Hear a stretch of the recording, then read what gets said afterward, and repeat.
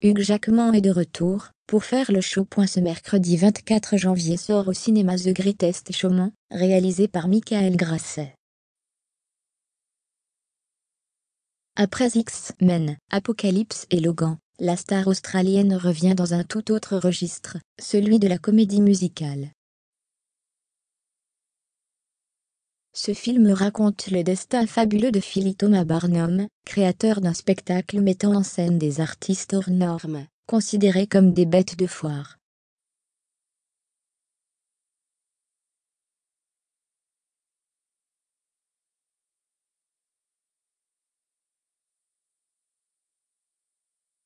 Excentrique, visionnaire, curieux, un poil charlatan, Barnum est aussi attachant qu'horripilant, et n'a jamais douté de lui. Une qualité saluée par l'acteur principal. Je n'étais pas, comme lui à son âge. J'ai un mélange de confiance et d'incertitude. Barnum avait une croyance surhumaine. Pour réaliser son meilleur spectacle, Barnum recrute une femme à barbe, un nain, un colosse et des trapézistes. Un véritable scandale. L'époque. Barnum a eu les pires critiques que j'ai lues. Un journal a même qualifié son cirque de criminel et dégradant, se rappelle Hugh Jackman, quand il s'est intéressé au personnage. The Greatest Showman est un éloge de la différence et de la force de l'imagination.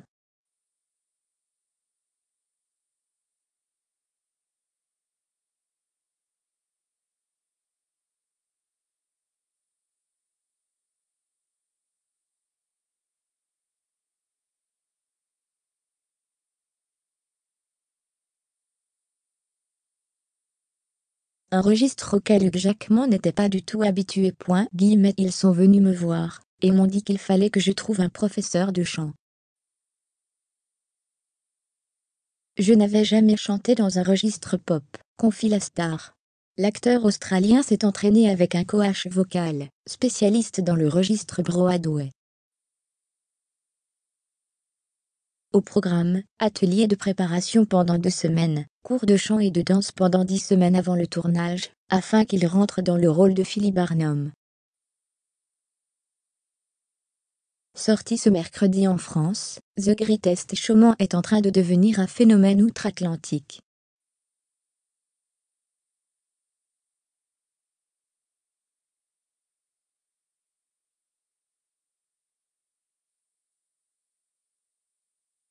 Amoureux des comédies musicales, Hugh Jackman, qui a déjà joué Jean Valjean dans l'adaptation des Misérables en 2012, est encore surpris de l'ampleur du phénomène. L'album est numéro 1 dans 60 pays. Une chose pareille, ça n'arrive jamais. Le bouche à oreille est incroyable, et les gens viennent même nous revoir.